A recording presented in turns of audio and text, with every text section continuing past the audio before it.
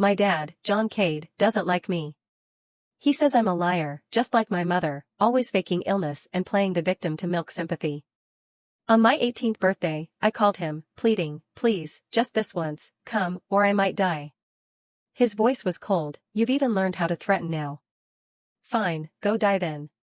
The call ended, and I smiled bitterly in despair. The system's prompt echoed in my ears, mission failed. The host will be terminated. I died on my 18th birthday. It turned out that, Mr. Cade, who hated his daughter the most, actually went insane. I'm a mission executor who was brought into Lily's life when she was 6-year-old. The system told me the mission would be complete if I could just get my dad to celebrate one birthday together with me. At first, I thought there couldn't be anything easier. In the mirror, my 6-year-old self had a chubby little face, the kind that made passing aunties and grannies unable to resist kissing and hugging me. What a cute little girl. Her parents must spoil her rotten. But I soon realized that wasn't the case.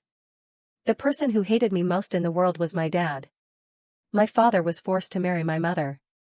Back then, he was the young master of the Cade group, deeply in love with a minor C-list actress in the entertainment industry. My grandfather was furious. He'd always despised entertainers, and forced John to break up, ordering him to return home for an arranged marriage. The match was with my mother, Elaine. My dad originally intended to go through the motions to appease my grandfather. But Elaine loved him so deeply. She had secretly loved John for years, pursuing him desperately, weeping for him, starving herself for him, even harming herself for him.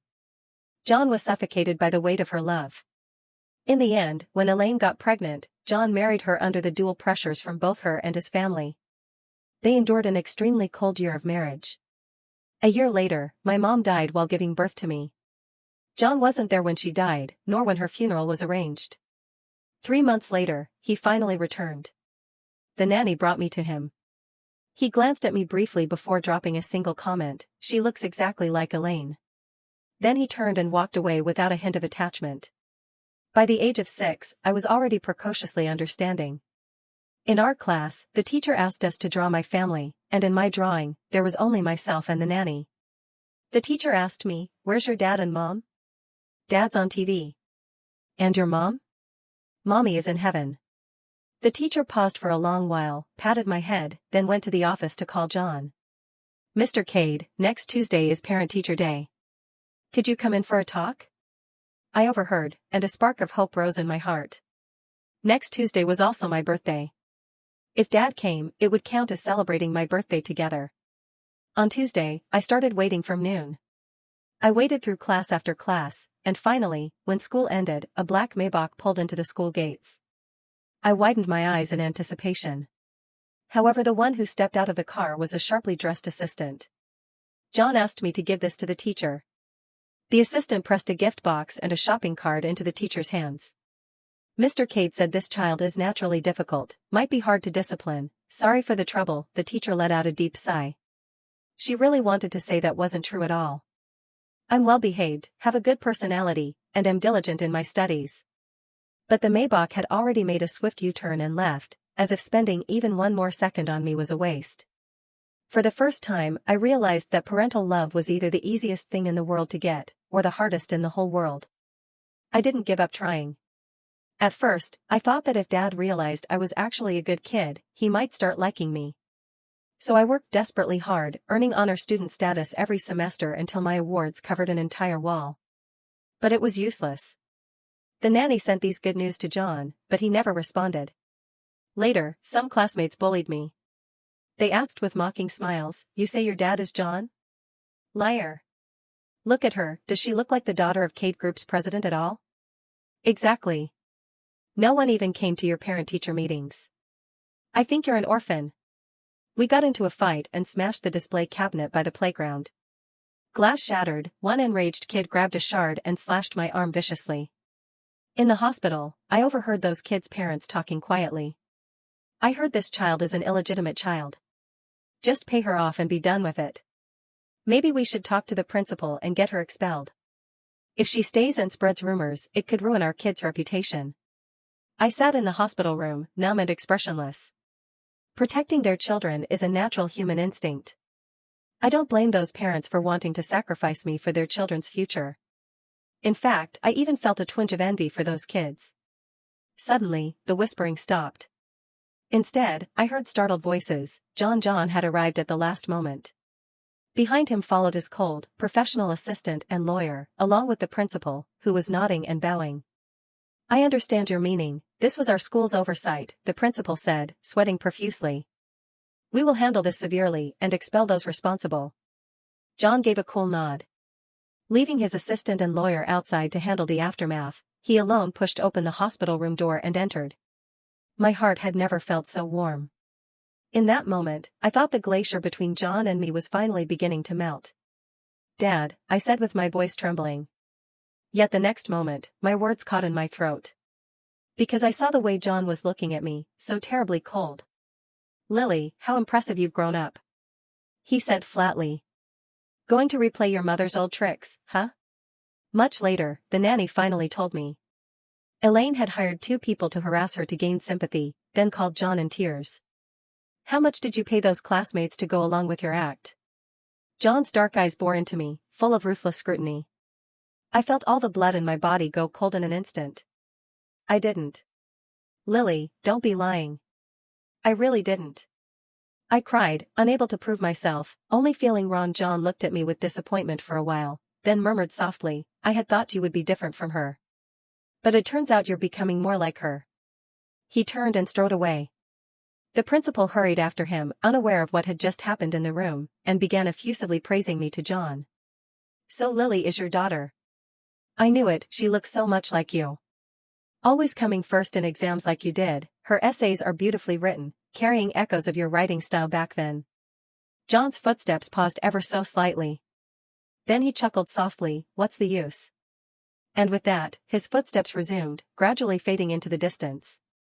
I grew older year by year.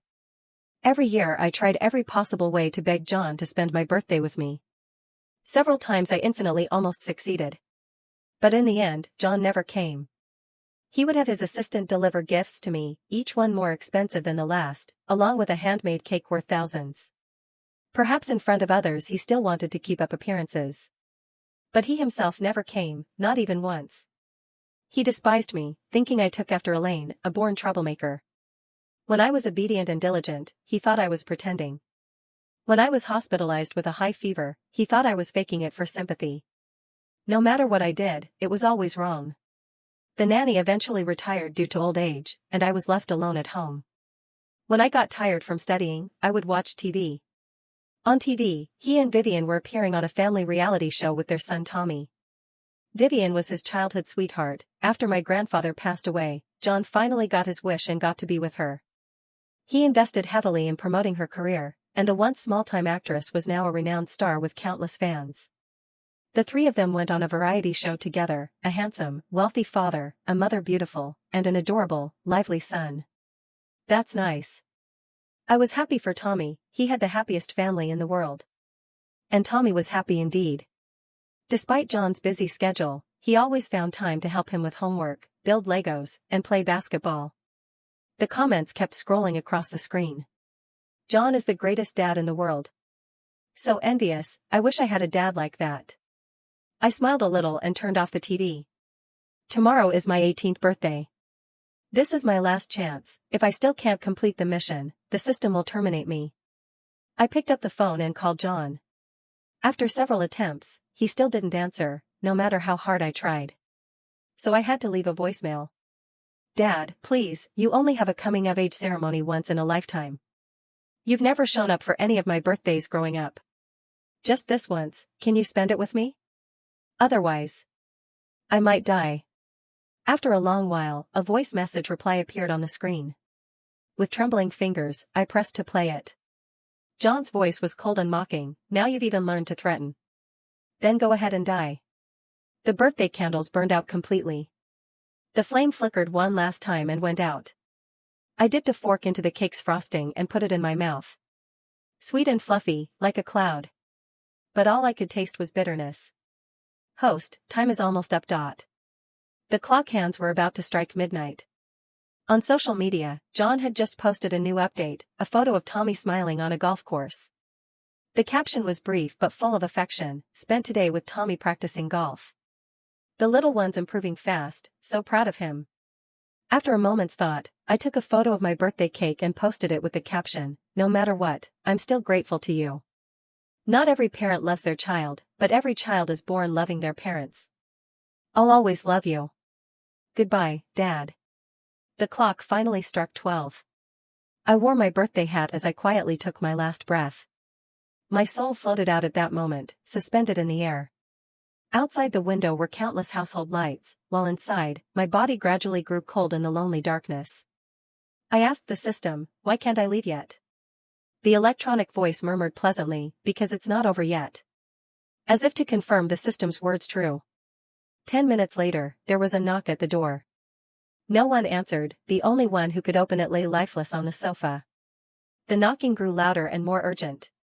"Lily." At last, I heard John's voice. "Open the door. I know you're home." I floated in void, watching John. He was dressed in a suit, frowning, ringing the doorbell repeatedly. When the bell proved too quiet, he switched to pounding on the door. I know some thoughts are childish, but in that moment, I couldn't help but hope. Hope that he would open this door. Hope that he would see my corpse. Would he feel even a hint of regret? Even just a bit would suffice? But what I hoped for didn't come to pass. John knocked on the door for a long time, then stepped back, his expression growing colder. He picked up his phone, opened our chat interface, and pressed the voice message button. "Lily, having fun, are we?" "Isn't it? Who was that social media post for? Me or everyone else?" "What, you think playing the victim didn't work on me, so now you're trying to sell your sob story to the world and get everyone to criticize me? Is that your plan?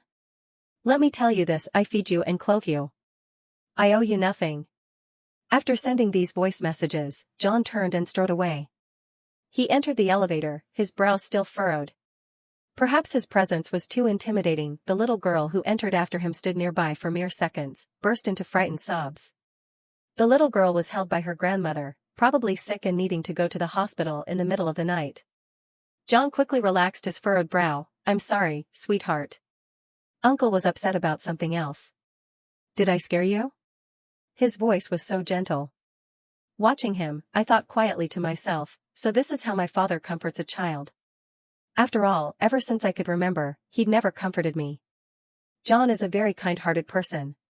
He anonymously donates to impoverished children in mountainous areas every year. His company provides benefits and extra leave for pregnant employees.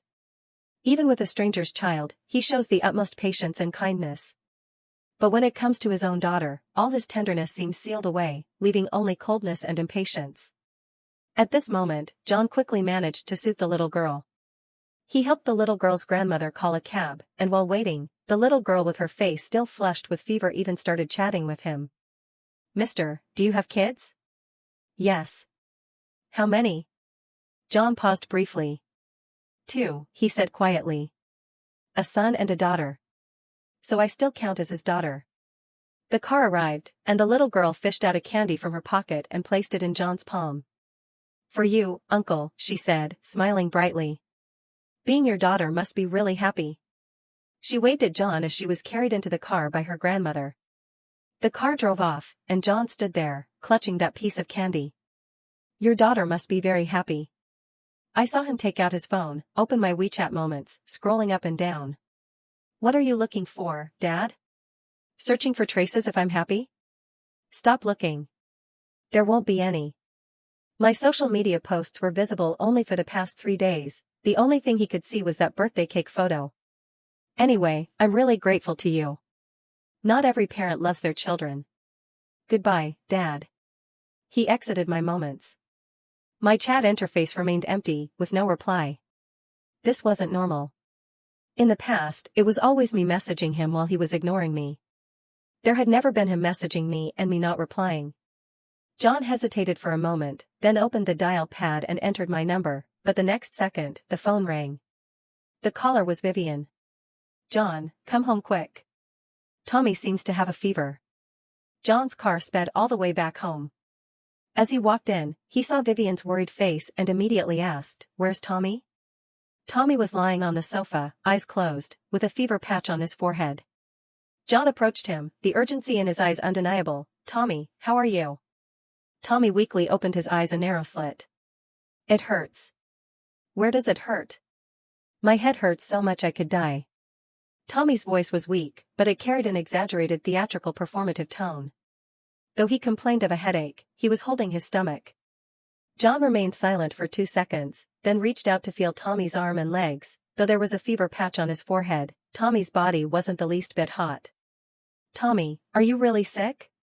Tommy blinked a little. Of course I am. All right. John stood up. Then Dad will take you to the hospital now. If you're sick, you need to rest well. I'll give the tickets for tomorrow night's soccer match to a colleague. No. Tommy panicked, springing up from the sofa. You can't give them away. Realizing his mistake, he met John's gaze with a tinge of guilt, trying to lie back down, but John's expression had already turned cold. Tommy, you can ask Dad for anything, and if it's within my power, I'll make it happen. But I doesn't like kids who lie. I've told you this many times. John's tone was stern, and tears quickly welled in Tommy's eyes. Vivian immediately came forward. Don't be so hard on him, John. He's just a kid, she said, linking her arm with John's. I'm the one who told Tommy to pretend to be sick. If you're going to scold anyone, scold me. John's expression softened. He rubbed his temples and muttered, nonsense. Vivian pouted playfully and nuzzled John's shoulder, then smiled reassuringly at Tommy. All right, sweetheart, go back to your room. Mommy needs to talk to Daddy. Seeing that John was no longer angry, Tommy's face instantly brightened, and he happily went to his room to watch anime. Vivian pulled John down to sit. John's expression hadn't completely softened. What was the point of making Tommy pretend to be sick for no reason? Vivian hesitated a moment. After a moment, she asked haltingly, Did you go see that girl? She didn't ever say my name. She doesn't call me John's daughter. She just calls me that girl. It was her way of drawing a clear line, implying to John that I wasn't part of this family. John kept silent. Vivian's voice was gentle. I don't mind personally, but I'm worried about Tommy. John, you're Tommy's father. You know how much Tommy adores you. If Tommy finds out his dad's sharing love with someone else, he'd be heartbroken. A long silence followed. Finally, John patted Vivian's hand. Don't worry. That won't happen. Vivian let out a long sigh of relief. Watching the scene unfold nearby, I strangely felt no pain. Actually, I had been to this place before. Back then, I was still in elementary school, and John's assistant came to my school several times, attending parent-teacher meetings on John's behalf. That assistant pitied me. He thought John misunderstood me too deeply, so he arranged to bring me to John's house, hoping I could have a meal with them. When I was sent over, John hadn't come home yet. Tommy was at his swimming lesson, so only Vivian was in the living room. Vivian was very kind to me. As soon as I entered, she took my hand. This must be Lily. You look absolutely beautiful. At that moment, I instinctively felt a pang of guilt because I knew I looked so much like my mother, Elaine. Even John hated me for that, let alone Vivian, who had her love stolen by Elaine in the past. But Vivian was incredibly kind. She smiled and settled me in the living room, asking what foods and activities I liked, then brought me all kinds of snacks, comic books, and game consoles. At first I felt somewhat shy, but all these new things were irresistible, and soon I was eating chocolate cookies and reading comics. About half an hour later, Tommy came back. He didn't seem to notice my presence, but when he saw that I was eating his snacks and holding his comic books, he pouted immediately. Before I could ask anything, Vivian quickly pulled him away. She took Tommy into the bedroom. I hesitated for a moment, then walked up and timidly knocked on the door. I'm sorry, Vivian cut me off, smiling gently at me. It's okay, Lily. Go read your comics. I need to talk to Tommy for a bit. I had no choice but to go back to the living room and pick up that comic book once more. But no matter how exciting the rest of the story got, I couldn't focus. The bedroom door was slightly ajar, and I could see Vivian talking to Tommy, who looked more and more upset, his eyes redder and redder. About 10 minutes later, John came home. The moment he stepped inside, Tommy rushed over and threw himself into John's arms, bursting into loud sobs. John was stunned. He picked up Tommy and kept asking him what was wrong. But Tommy was crying so hard, too hard to answer. Vivian walked up to John. Looking at the weeping Tommy, her own eyes reddened slightly. John turned to ask Vivian what had happened. Vivian glanced at me hesitantly, then sighed and shook her head without saying a word. Tommy cried for a full 5 minutes. Those were the hardest 5 minutes of my life. I watched as he cried, snot and tears streaming down his face, while Vivian wept silently beside him, and John anxiously tried to comfort him. I stood there, unable to do anything but watch the second hand tick slowly forward on the enormous clock. 5 minutes later, exhausted from crying, Tommy finally shifted from wailing to sniffling. "Daddy," he said, clinging to John's neck. He smeared tears on his suit. "Lily took my snacks and comics. She wouldn't give them back. I was so scared." Standing there, I felt as if I'd suddenly plunged into an icy lake. My lips trembled as I said weakly, I didn't take them. Aunt Vivian gave them to me willingly. I never take things from other kids, no matter how much I want them. In preschool, because of this, the teacher even praised me for being the most disciplined child. But not a single word of that could I say. Because John, while wiping Tommy's nose with a tissue, roared at me, "Shut up." I immediately closed my mouth. The injustice I felt kept growing, and I started to sob quietly. John grew even more impatient. Clutching Tommy tighter, he spat coldly, "Are tears a weapon? First your mom cried, now you?" I bit my lip. "Don't cry," I told myself. When Tommy cries, it brings him love and sympathy. But my tears would only annoy them more. Cradled in John's arms, he loomed over me. The crystal chandelier hung above, its light so glaring I couldn't make out his expression. After a moment, Tommy turned and clung tighter to John's neck. "Daddy," he called softly, "it doesn't matter if Lily takes anything from me, as long as she can't take you away. She can have all the chocolates, chips, comic books, and game consoles. Dad, I just want you." After that day, I never went to John's house again. He told the security guards at the community gate not to let me in. And that overly sympathetic assistant lost their job because of it. From then on, I realized they were a true family, and I would never fit in. John married the woman he'd always loved and had an adorable son, and he could have been headed toward a happy future. But I was this indelible stain on his life, keeping him from severing ties with those wretched past. His hatred for me was innate, and Vivian and Tommy were no exception. Now it had been over 3 hours since my death. John hurriedly washed up, preparing to sleep. He had an important shareholders' meeting first thing tomorrow morning. Yet the meeting didn't happen. 10 minutes before the meeting, the secretary rushed in. "John, there's a call for you," seems to be Lily's teacher. Having just finished 2 Americanos to shake off drowsiness, John immediately lost his temper upon hearing my name. "Why are you reporting trivial nonsense now? Is the projector in the conference room set up?" The secretary quickly left and John adjusted his suit collar in the office. A few minutes later, the secretary returned to find John picking up his car keys. "Inform the executives that the shareholders' meeting is rescheduled to the afternoon." He rubbed his forehead, exhausted. "What did her teacher say?" "The teacher said that Lily was missing. She skipped the class, and didn't call in to ask for leave. Her friends texted and called her, but no one could reach her." John was silent for a few seconds in the office and let out a cold laugh. "Is this little thing really worth you calling me over here specially? If I remember correctly, her mother Elaine was also one of your students back then. Didn't Elaine pull the same stunt? Every time she was upset, she'd disappear, making everyone search frantically for her, only to find out she'd skipped school to chase after celebrities." John stood up. "Mr. Chow, next time don't bother telling me about such things. I've completely given up on Lily." He was about to reach the door, but suddenly heard a stern voice, "John."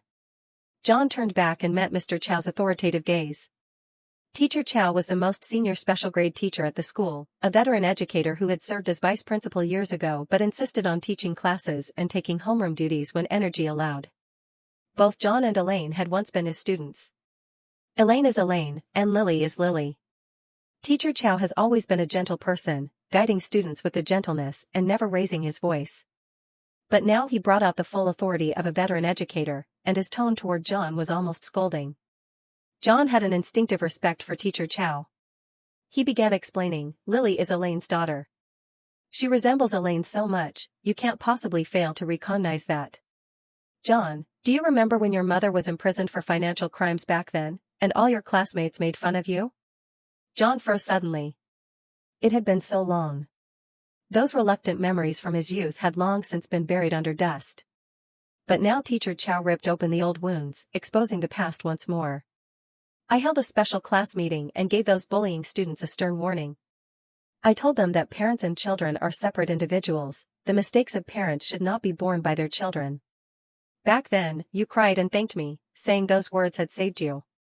Now, 30 years later, as a parent yourself, have you forgotten them completely? John stood motionless, unable to speak for a long while. Lily and Elaine aren't alike at all, they're entirely distinct individuals.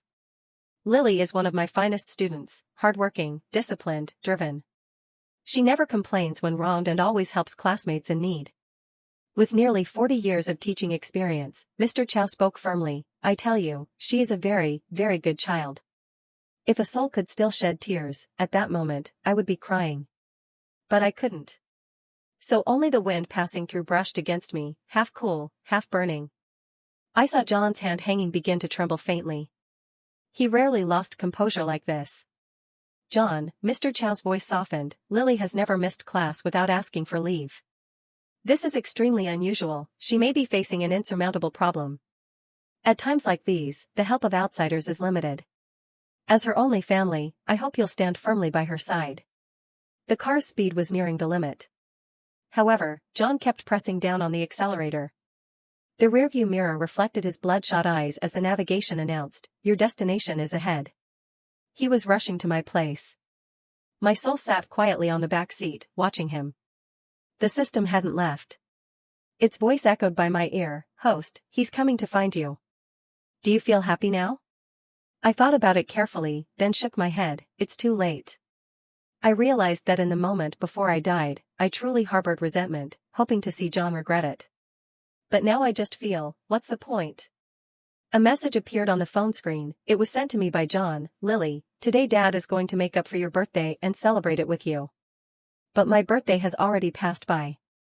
Everything in the past is already truly gone. John stopped several times while driving to my house. He wanted to buy me some gifts and pick out a birthday cake along the way. Although I had received many gifts yesterday too, those were just bought by the assistant using John's credit card. John himself didn't contribute the slightest bit to my birthday, he hadn't even said happy birthday to me. Now, he desperately wanted to make up for it. John walked into cake shops and gift stores, but each time he entered, he was met with fresh waves of confusion. He didn't know what I like. Tommy likes chocolate, tiramisu, raspberry sauce, one-piece figurines, and limited edition sneakers from basketball superstars. But John didn't know what I liked. Not a single bit. In the end, John picked a strawberry-flavored cake from the dazzling array. Because he vaguely remembered that I seemed to like pink. When I first started first grade, the nanny once took me to a mall where we ran into John holding Tommy. John was buying toys for Tommy, so many that 3 assistants trailed behind him carrying the bags. Then, perhaps noticing me staring longingly and pitifully from the sidelines, John handed Tommy to an assistant, led me to the counter, asking me what I liked. That was the first time John ever held my hand. The warmth from a father's touch felt so comforting, I was both giddy and nervous, stammering as I looked at the shelves of toys. I feared that spending too much of his money would make the little bit of affection I'd managed to get vanish instantly. So, in the end, I only picked one doll. Just this? John asked me. Yes, I nodded. Her dress is pink, I like pink. Now, holding that pink cake and a pile of other gifts, John entered the elevator. Even if she didn't like the rest, Lily would like that pink cake. With that thought in mind, John stepped out of the elevator. He was greeted by a crowd of onlookers and police officers. One officer noticed John and approached him. What's your connection with the resident of Unit 1703? John froze slightly. What's your relation to the resident of Unit 1703? The officer repeated. I'm her father. John's lips moved, and it took a long time before he managed to say those words. Officer, what happened? Did my daughter do something wrong? Did she? John didn't continue. Because the officer's tone grew somber. Understood. Please cooperate with us to confirm the identity of the deceased. The nanny happened to be the one who called the police. Though she had already retired, she had raised me for many years, and that bond never faded. This time she came by high-speed train to help her daughter during postpartum confinement, and since it happened to be my birthday, she decided to visit me. After knocking on the door for a long time with no response, by chance the landlord arrived with potential tenants to view the apartment and opened the door. In the morgue, John looked at my body. "Is this your daughter?" He remained silent for a long time before he nodded. "Preliminary examination suggests a heart attack. For now, foul play has been ruled out." John couldn't hear what the police officer said after that. The suspicion of foul play was ruled out. "No, I can't accept it." He knew the one who killed his daughter. "Daddy, please spend my birthday with me just once. If you don't come, I will die." The sound of her crying still echoed in his ears. Although he didn't understand how it worked, John remembered what Teacher Chow had said: Lily never lied. So, the person who killed Lily was himself. Lily was never one to lie. Every time she asked for help, it was genuine. Every time she worked hard at her studies, hoping to win his praise. Every time she fell ill and was in pain, hoping he'd visit her. All of this was real. However, fixated on his hatred for her mother, he wrote off all of those words as lies. The police watched as John walked out. The president of the Cade group stood expressionless, his eyes vacant, without the slightest hint of tears. How heartless, the officer thought. The rumors were true, he really did despise his own daughter, not even shedding a tear over her death. John stepped outside, sunlight pouring down on him. He picked up his phone and opened our chat window. He scrolled up, reading every message I had sent him one by one. Met a little cat on the way to school. Did really well on the midterm exams. A classmate got sick, so I organized a charity fundraiser for them. I saw Dad on the cover of a business magazine today, bought so many copies to bring home. Dad, can you come to the parent-teacher meeting? It's okay if you can't, I know your work is important, so you go ahead with your tasks first. Message by message. Finally, he stopped at his reply. The last message he had ever sent me, until the very end of his life: go ahead then die. At 3 in the afternoon, the sunlight was magnificent yet blindingly cruel. That day, many passers-by witnessed a man in a suit suddenly crouch down at the gate of the police station, crying until his voice broke. John came home very late that night. As soon as he walked in, Vivian approached him. "Why are you home so late? I called you so many times, but you didn't pick up. Did you go see that girl again?" Her tone revealed an unmistakable displeasure. Just yesterday, she had pressured John, hoping he would meet less with Elaine's child to avoid hurting Tommy's feelings. Yet today John came home this late again. "Don't try to lie to me. I called the company, and they said you skipped the board meeting, you went to that girl's school instead."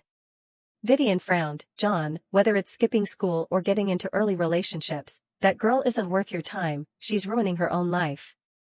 Tommy is still young, he needs to feel secure from his father. She's dead." John suddenly spoke. His icy tone cut through Vivian's incessant chatter. Vivian was momentarily stunned.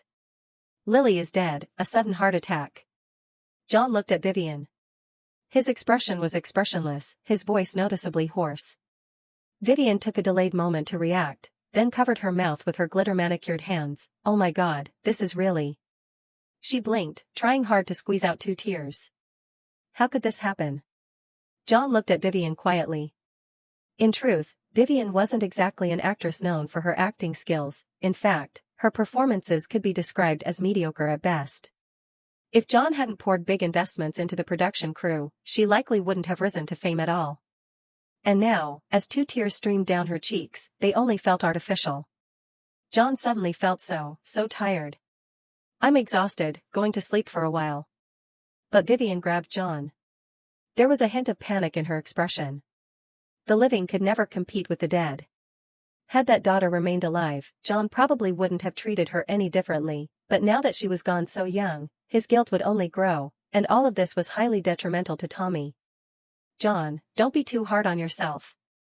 You were always good to that girl. She died of heart disease, right? I remember Elaine had a weak heart too. Must have got it from Elaine. Hell, maybe it was karma. Elaine did so much wrong by tearing us apart, and now the retribution has come to her daughter."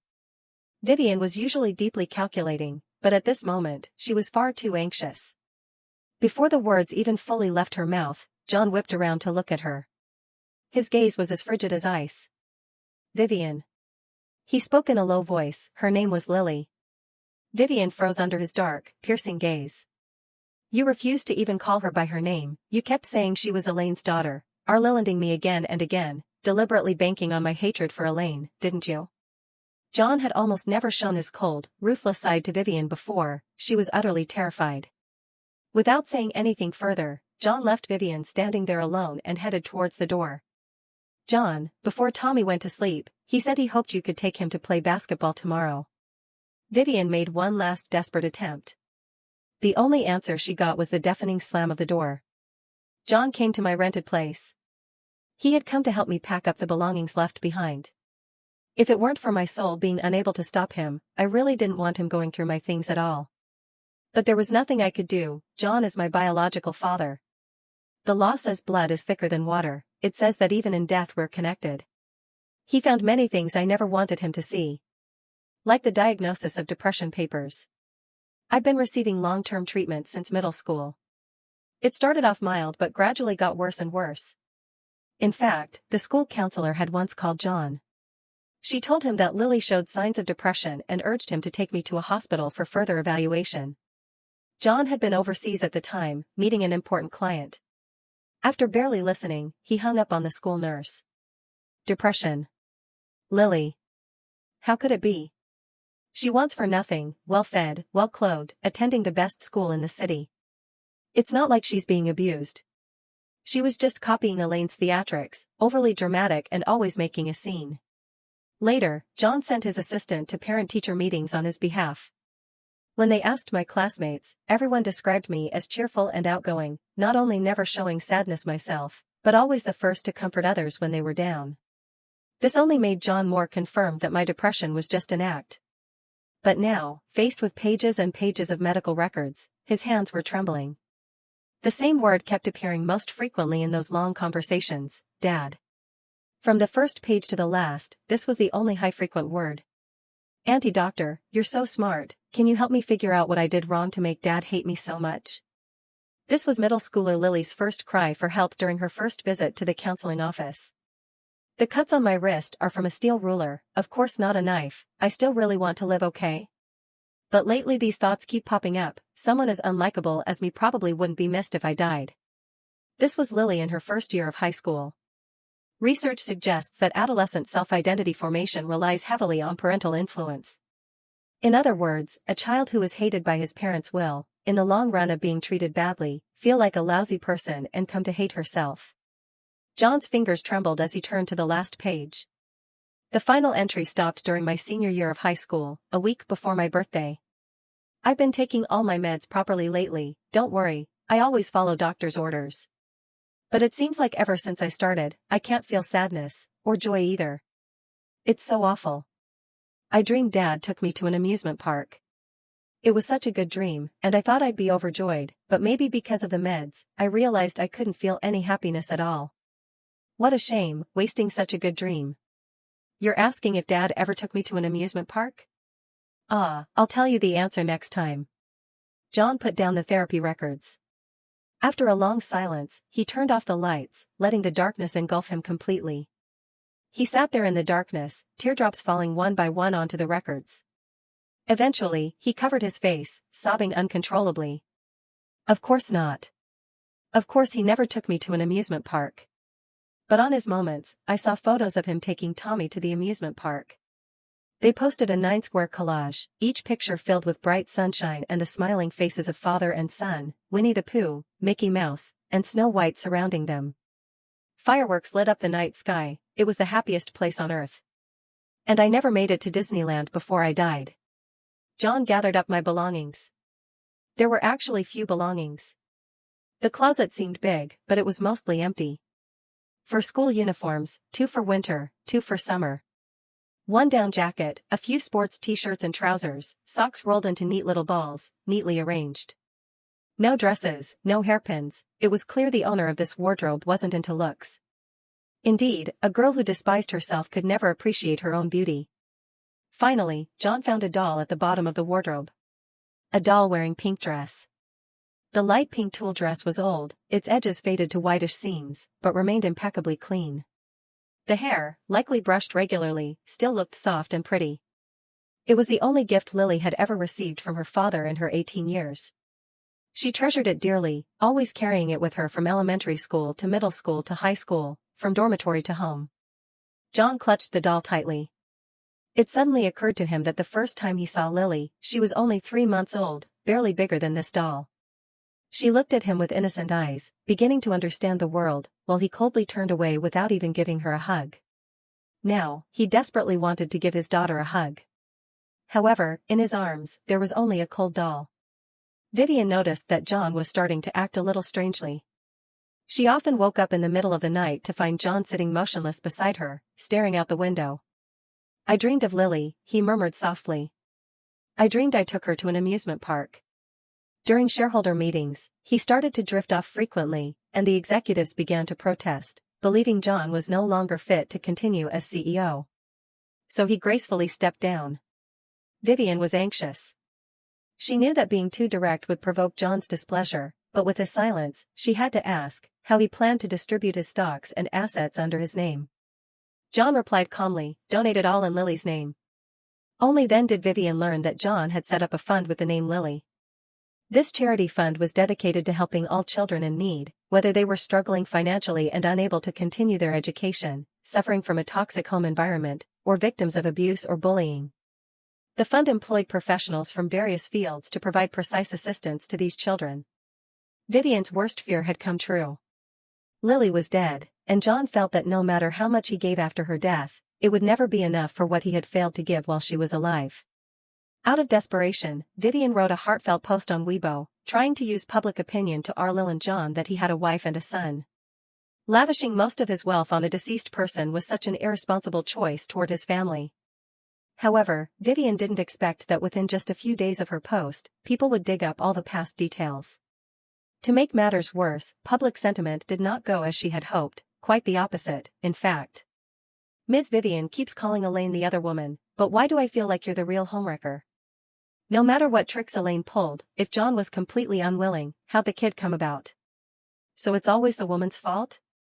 Regardless of who came first, Elaine and John had a marriage certificate, didn't they? That makes them a legally married couple.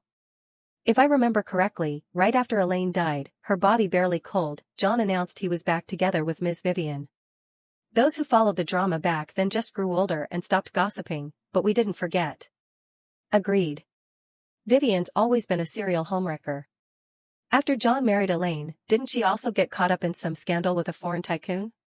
Only backed off because his wife was too powerful. Honestly, John should get a paternity test, that son might not even be his. And so, Vivian's acting career came to a complete end.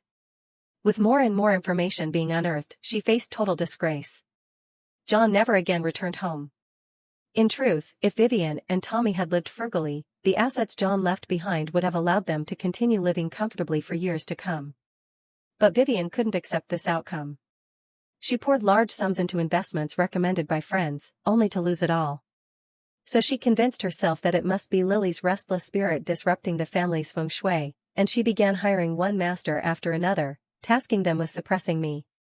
The masters all had their own methods, but the one thing they had in common was that they accepted hefty payments. And none of it worked. Staring at my soul, realizing that I still couldn't leave this world. Perhaps the master's magic and my system just operated on entirely different wavelengths. Vivian spent her days in tears. Sobbing, she said to Tommy, "Everything I do is for you." Tommy's voice was icy, "Don't even start. If it weren't for you, I wouldn't be in this mess."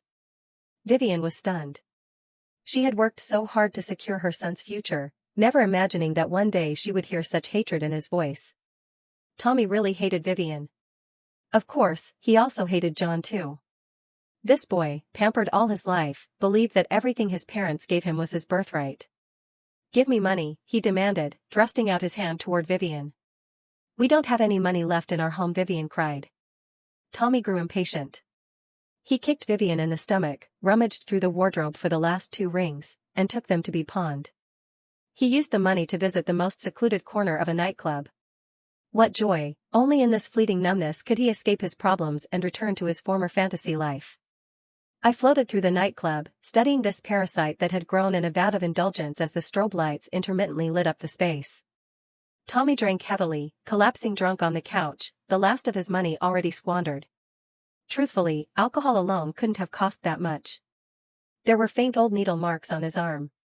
Yet the latest one was on his neck. That night, the police raided the nightclub and arrested everyone, though Tommy wasn't among those caught.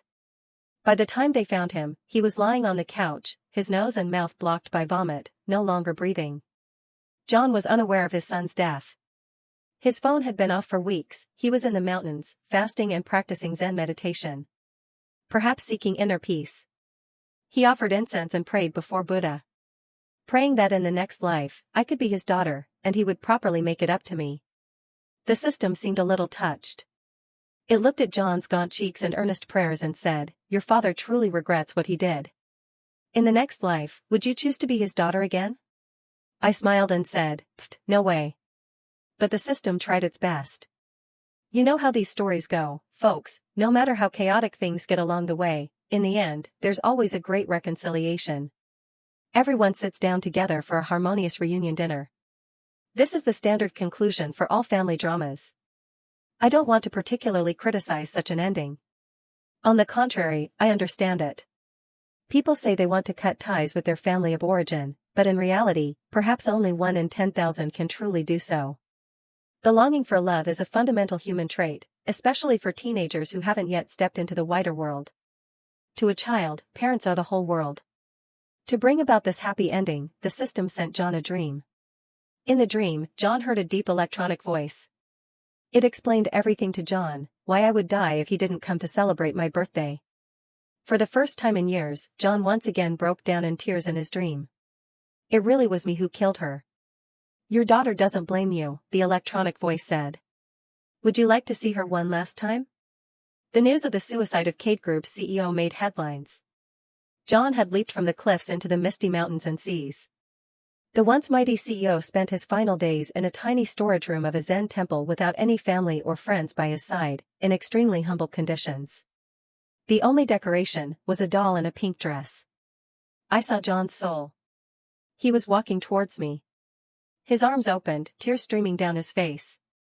"Lily, it's Dad." Throughout my long life, I had dreamed of this scene countless times. In my dreams, I'd run full speed towards that embrace, feeling completely safe, thinking to myself, how wonderful, I too am a child loved by her father. But when I woke up, all I had was my phone in my hand, empty and silent, without a single reply. So I took a step back, hesitated, then turned away. I heard John ask the system, his voice desperate, "Why? Why can't I catch up to Lily?" After a long silence, the system finally told him, "Because your daughter doesn't want you to catch up. She is grown up now, and as long as she doesn't want to, you can never trap her again." I smiled.